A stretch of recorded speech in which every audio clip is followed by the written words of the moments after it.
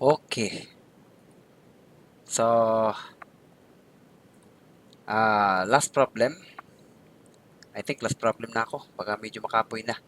So again ha, diri ko na, I would expect kasi nagtapos na tayo sa chemistry nito. So I would expect na kaya nyo na to. Nagbigay lang ako ng konting example kasi marami na akong example sa chemistry nito. Yung problema lang, yung hindi, walang chemistry sa akin, yun lang. But anyway, yun yung isang problema kaya bakit kayo na-under sa akin. Um, but anyway, tignan ko na lang.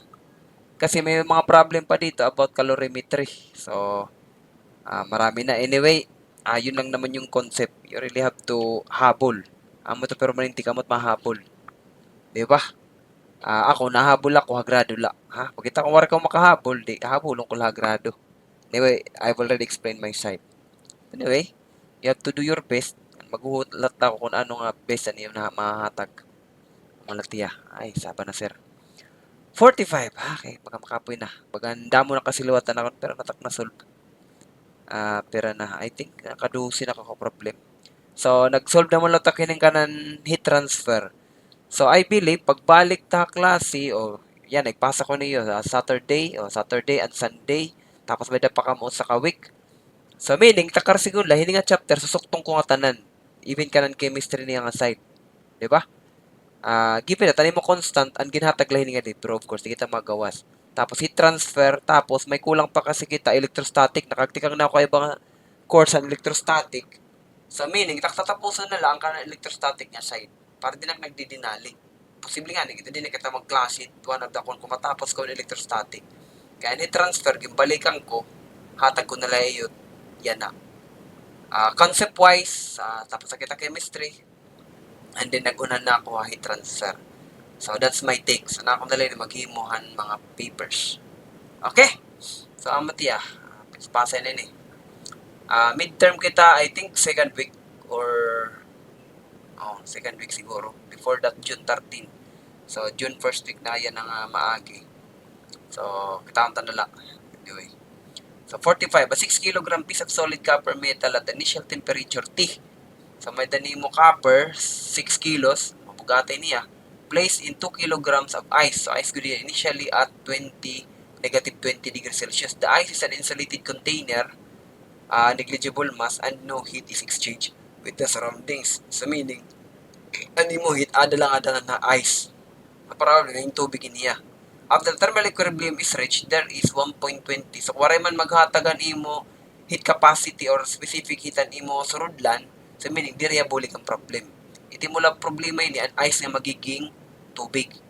So, after thermal equilibrium is reached, there is 1.20 kg of ice and 0.80 kg of liquid water. So, kung kitaan mo, 1.20 kg of ice and 0.80, that would be equal to the 2 kg of ice. Diman. Diba? What was the initial temperature of the piece of copper? So, ibig sabihin, yung problem, ani mo kanan heat is iga-absorb lang imo ice, kutob zero, ganamo tirat maging tubig. Kita niyo? So, meaning, maduhalahiya. Heat phase change sila nganhin kanan, of course, nga imo ice, nga to zero. Kaya di rin man niya tanan naging tubig. Kita niyo? Meaning, dapat solution ini. Your Q, it imo Q ito dida, nga total, Q nga total would be or H man siguro yung gamit. H di Q ini hiya. Ang Q kasi is for, pwede tayo mo nga H ito hiya. Ibig sabihin, amot yan imo Q, in terms of formula, nga mangangadtuhan imo tubig, kanan water, tapos, ano mo, H, han mangangadtuhan magiging ice nga magiging water. Sa H and water. So, mag-ibay nila, kaya niya, mo without phase change. This is the MC delta T. Okay? Pero ini, kutoblay ni at 0 degree Celsius. Kaya amon mabibilin nga ice. Samantalang adi, that would be the M delta L, ML. This is the ML. Mass multiplied by the heat of condensation, heat of fusion, baliktad. Iba't constant kasi ini. Okay? Tara to kaya na. Initial temperature of the piece of copper. So, 6.80 kilogram copper metal. So, ini nga 6.80 MCPDT. Meaning, magiging H liwatat yadidi. Meaning, liwatat yadidi. Magiging MC delta T. Ini ang kanang copper nga side. Ipapasat niya nga paso nga dihi nga duduha. Ipapasat niya nga ma-equal nga di. Magiging ice, magiging coat of zero. Tapos, ang imo tubig nga matutunaw. Ay diri pa man nga tanan matutunaw.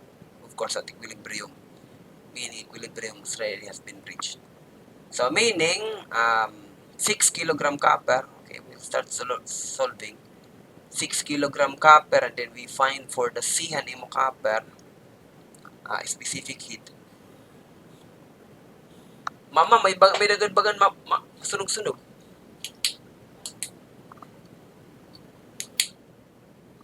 Adi. Adi ngayon nga. Electric pan. Kaya wari pumirik.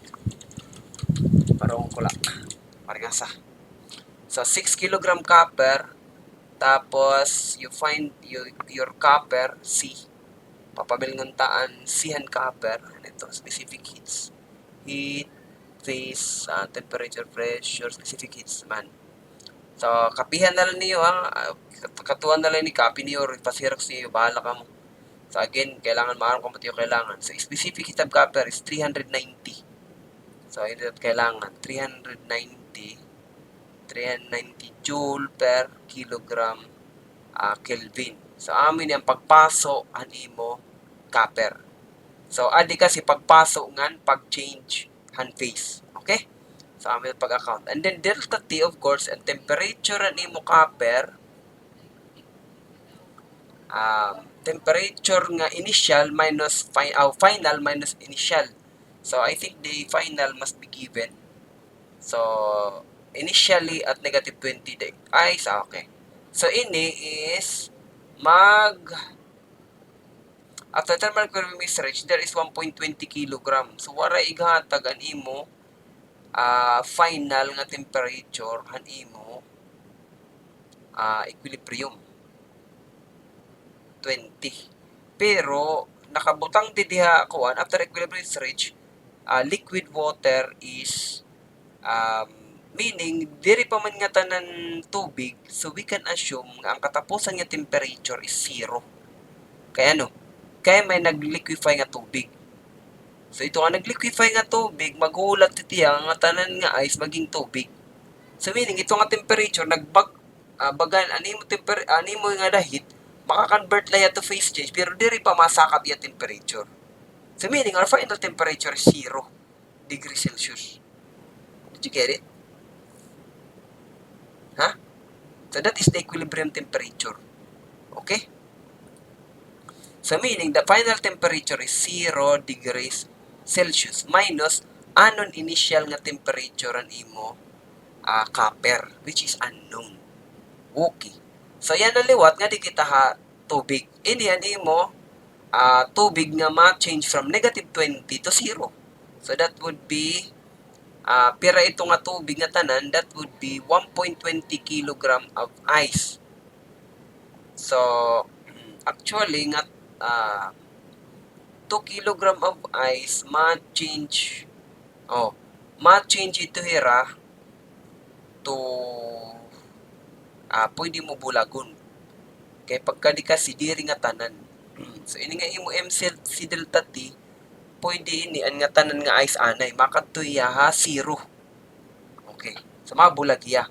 So meaning mabulag pa din yan imo MC delta T. Anyway, this is the ice. So 2 kilogram nga ice. 2 kilogram nga ice. Tapos anon imo specific hitan nimo ice. Ice ade. For your ice, you would have man ice. So that is 2,100. 2,100 joule per kilogram. So 2,100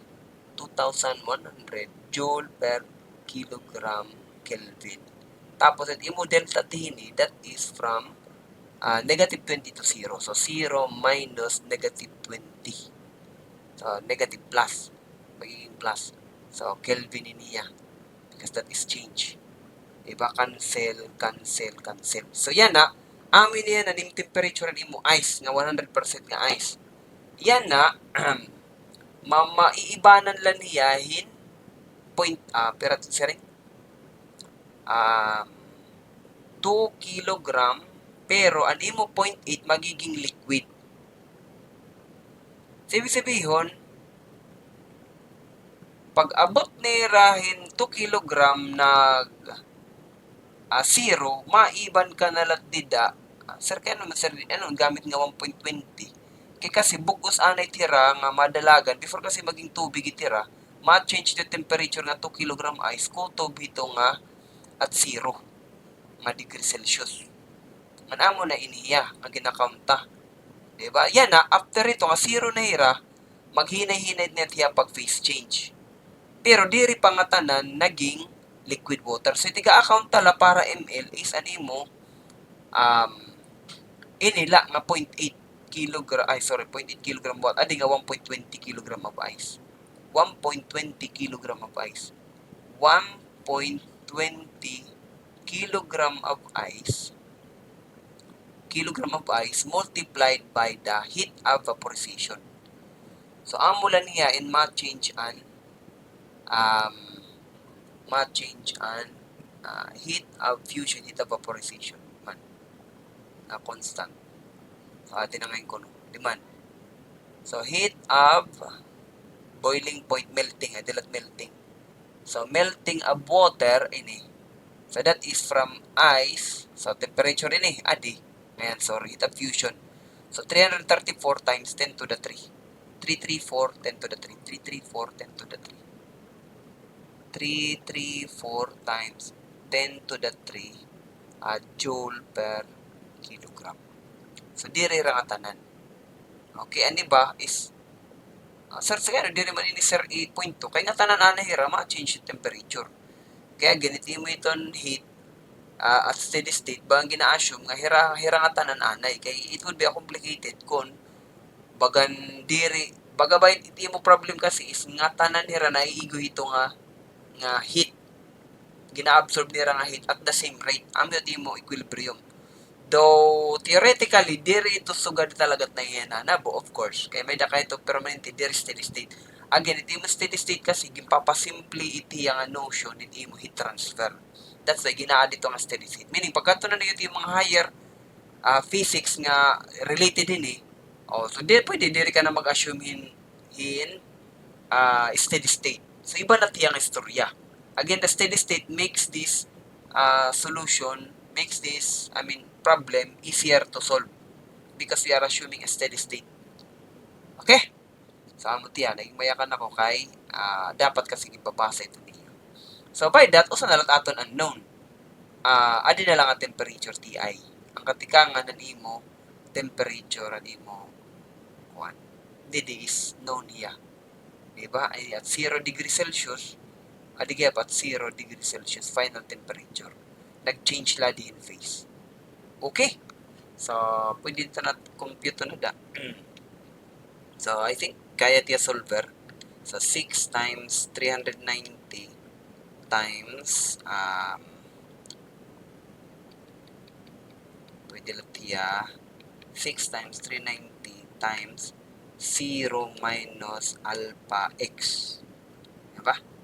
Alpha equals 2 times 2,100 times 20. Tapos plus 1.20 times 334 exponent 3. Shift solve. So, you have that Ti, which should be mapasok. Oy, nag-negative man, potlig. Mali. 6 times 390 joule per kilogram, Adi, exponent 334 334 times 10 to the 3 joule per kilogram.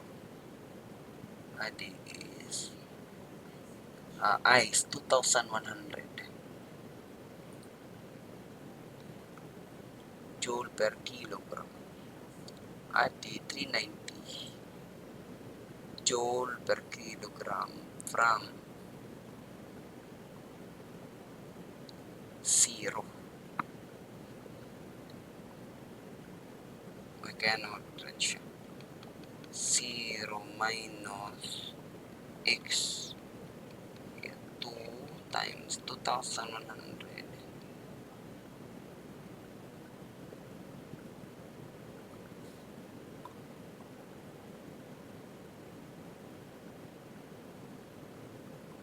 amount tayo ng degree Celsius.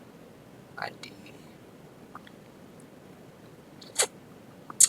20 0 finally 0 negative 20 0 minus final minus initial, so minus negative 20.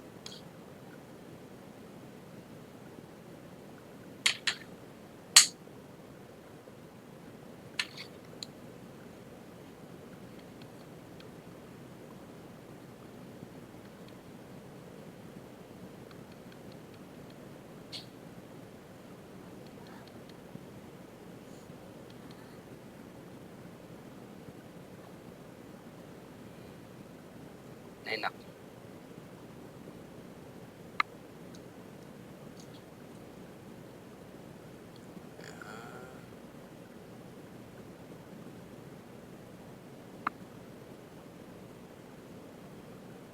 Maubos kasi yung temperature. Okay.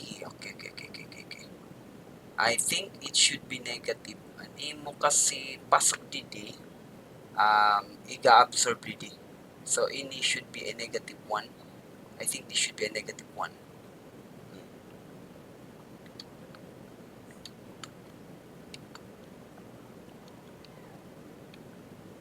This should be a negative. Shift. Solve. Saan mo na ngayon? So, negative. Negative niya din kay iyan ipapasa nga pasok. Exothermic process, this is an papasa niya nga di. Diba? Kay mabaliktad kasi tiya, matipakadtuya itong temperature, samtala nga di, masakang temperature. So, that would be a 207 in 3 significant figures degree Celsius. Okay? So, 207 degrees Celsius. 3 significant figures. So, 20. Okay? So, I think that's it. Thank you guys for listening.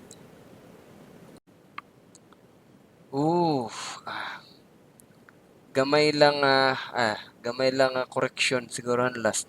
I think gin-negative ko ano pa ngayon? So, ano yung mula kasi naging tubig and 0.8. Tanalan niyo ha. So, 0.8. Ipahin ka mo din makaderive itong answer. So, 0.8 and then it will give you the 150.